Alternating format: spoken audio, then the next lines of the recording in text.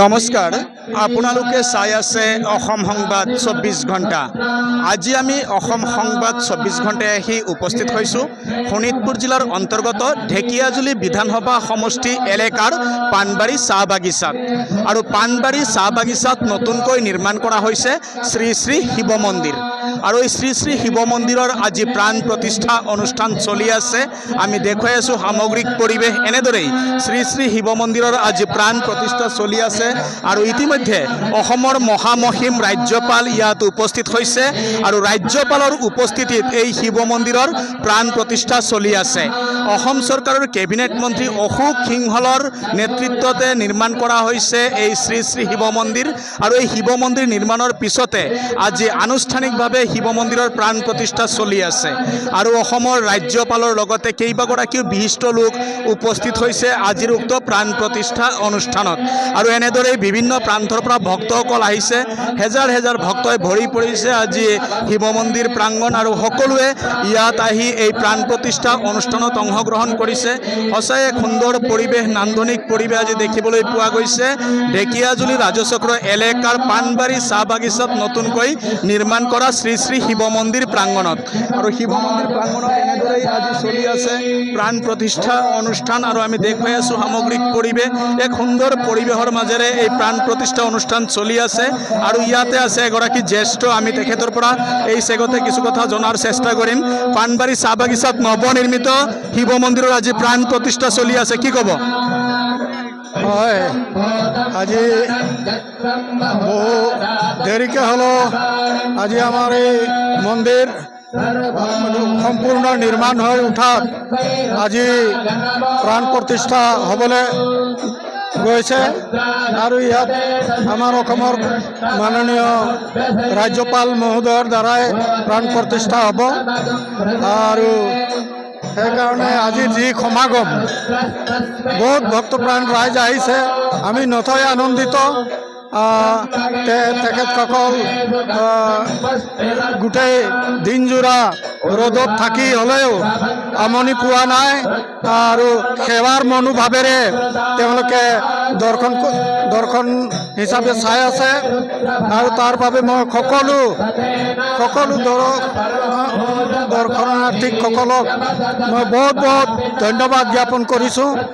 আৰু শেষত আজিৰ এই সম্পূৰ্ণ এই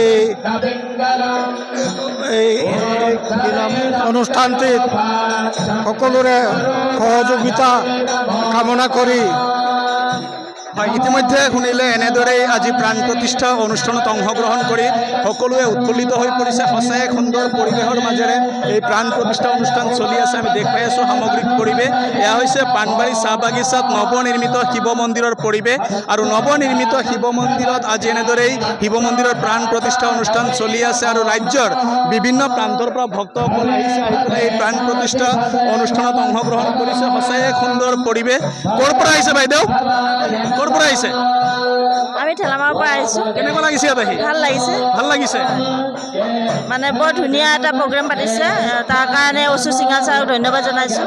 মানে পবিত্ৰ অনুষ্ঠান এটা, সকলো আহিব লাগে। ইতিমধ্যে শুনিলে মন্ত্ৰী অশোক সিংহলৰ প্ৰচেষ্টাত নিৰ্মাণ হৈছে এই শ্ৰী শ্ৰী শিৱ মন্দিৰ। আৰু তাৰ কাৰণে আজি মন্ত্ৰী অশোক সিংহলক কৃতজ্ঞতা জ্ঞাপন কৰিছে। তেখেতৰ কাৰণে আজি এনেকুৱা এটা অঞ্চলত এই ইমান বৃহৎ এটা শিৱ মন্দিৰ হ'বলৈ সক্ষম হৈছে। আৰু এই শিৱ মন্দিৰৰ আজি প্ৰাণ প্ৰতিষ্ঠা চলি আছে। আৰু ৰাজ্যৰ বিভিন্ন প্ৰান্তৰ পৰা ভক্তপ্ৰাণ লোক ইয়াত আহিছে আৰু আহি পেলাই সকলোৱে এই শিৱ মন্দিৰৰ প্ৰাণ প্ৰতিষ্ঠা অনুষ্ঠানত অংশগ্ৰহণ কৰিছে। সঁচাই এক সুন্দৰ পৰিৱেশ, নান্দনিক পৰিৱেশ আজি পাণবাৰী চাহ বাগিচাত এই নৱনিৰ্মিত শিৱ মন্দিৰত। আৰু এনেদৰেই হেজাৰ হেজাৰ ভক্তৰ সোঁত বৈছে আজি পাণবাৰীৰ এই নৱনিৰ্মিত শিৱ মন্দিৰত। আৰু নৱনিৰ্মিত শিৱ মন্দিৰৰ আজি আনুষ্ঠানিকভাৱে প্ৰাণ প্ৰতিষ্ঠা অনুষ্ঠান চলি আছে। আৰু ইতিমধ্যে অসমৰ মহামহিম ৰাজ্যপালে ইয়াত অংশগ্ৰহণ কৰিছে আৰু তেখেতৰ হাতেৰেই এই প্ৰাণ প্ৰতিষ্ঠা অনুষ্ঠান চলি আছে। আৰু ঢেকিয়াজুলি সমষ্টিৰ বিধায়ক তথা অসম চৰকাৰৰ কেবিনেট মন্ত্ৰী অশোক সিংহলৰ প্ৰচেষ্টাত নিৰ্মাণ হোৱা এই শিৱ মন্দিৰক লৈ সকলোৱে উৎফুল্লিত হৈ পৰিছে। আৰু এক সুন্দৰ পৰিৱেশ, সুন্দৰ বাতাবৰণ দেখিবলৈ পোৱা গৈছে আজিৰ এই প্ৰাণ প্ৰতিষ্ঠা অনুষ্ঠানত। আৰু বিভিন্ন প্ৰান্তৰ পৰা ভক্তসকলে আহি অংশগ্ৰহণ কৰিছে এই প্ৰাণ প্ৰতিষ্ঠা অনুষ্ঠানত। ইয়াত আৰু দেশে কেহে লাগি থকা যুৱকসকল আছে, আমি তেখেতলোকৰ পৰাও কিছু কথা জনাৰ চেষ্টা কৰিম। নতুনকৈ নিৰ্মাণ কৰা শ্ৰী শ্ৰী শিৱ মন্দিৰৰ আজি প্ৰাণ প্ৰতিষ্ঠা, কি ক'ব? হয়, এই মন্দিৰটো এক দীৰ্ঘদিনীয়া ৰাইজৰ এটা ইচ্ছা আছিলে আৰু মাননীয় আমাৰ ঢেকীয়াজুলি 65 নং ঢেকীয়াজুলি সমষ্টিৰ বিধায়ক তথা মন্ত্ৰী মহোদয়ৰ এটা সপোন আছিলে যে তেওঁৰ ঢেকীয়াজুলি সমষ্টিত এই ভূমিত এখন বিশাল হিন্দু বৈদিক ক্ষেত্ৰ হ'ব লাগে। ক্ষেত্ৰত এটা সম্পূৰ্ণ পাথৰেৰে নিৰ্মিত মন্দিৰ আৰু য'ত শিৱলিংগটো যি স্থাপন কৰা হৈছে স্ফটিক শিৱলিংগ, হয়তো আমি শুনামতে গোটেই ভাৰতবৰ্ষতে হয়তো তৃতীয়টো মন্দিৰ য'ত এই শিৱলিংগ স্থাপন কৰা হৈছে। গতিকে যথেষ্ট এক সুন্দৰ পৰিৱেশত আৰু খুব মনৰ এটা বিশ্বাসত মাননীয় মন্ত্ৰী মহোদয়ে মন্দিৰটো নিৰ্মাণ কৰোৱাইছে।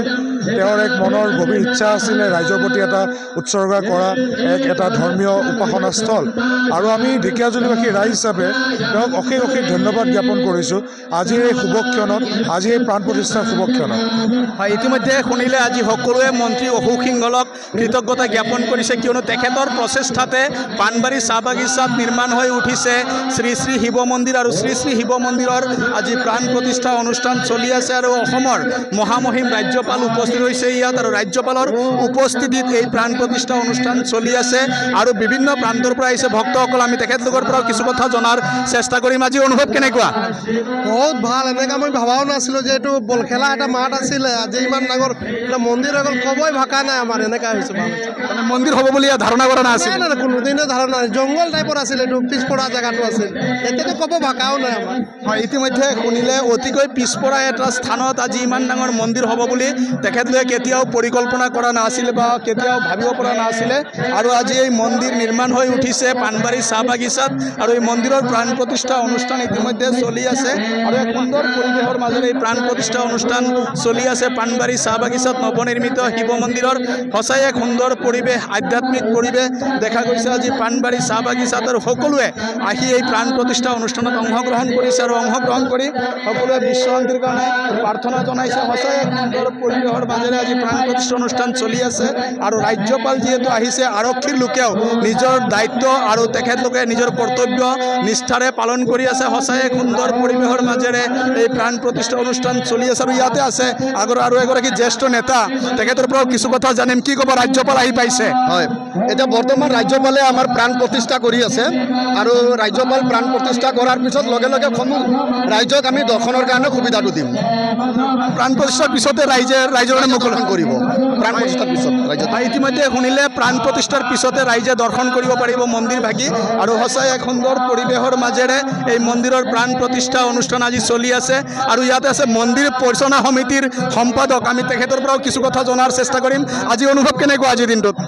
বহুত সুন্দৰ অনুভৱ, আৰু আমাৰ ইয়াত ঢেকীয়াজুলি বা অল অসমৰ পৰাই আমাৰ ইয়াত ভক্তপ্ৰাণ ৰাইজ আহিছে, আৰু প্ৰাণ প্ৰতিষ্ঠাৰ মানে ভগৱানৰ আৰাধনা কৰি ভক্তি লৈ আছে।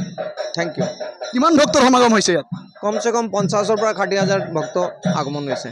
হয়, ইতিমধ্যে শুনিলে প্ৰায় 50,000ৰো অধিক ভক্তৰ সমাগম হৈছে এই শিৱ মন্দিৰ প্ৰাংগণত, আৰু আজি সকলোৱে আহি এই প্ৰাণ প্ৰতিষ্ঠা অনুষ্ঠানত অংশগ্ৰহণ কৰি বিশ্বশান্তিৰ কামনা কৰিছে। আৰু আমি দেখুৱালোঁ সামগ্ৰিক পৰিৱেশ পাণবাৰী চাহ বাগিচাত নৱনিৰ্মিত শিৱ মন্দিৰ প্ৰাংগণৰ পৰাই, আৰু সকলোৱে অসম সংবাদ 24 ঘণ্টা চাই থোৱাৰ কাৰণে মই প্ৰশান্ত বৈশ্যই এই শিৱ মন্দিৰ প্ৰাংগণৰ পৰাই সকলোলৈ ধৰ্মীয় অভিবাদন জ্ঞাপন কৰিছোঁ।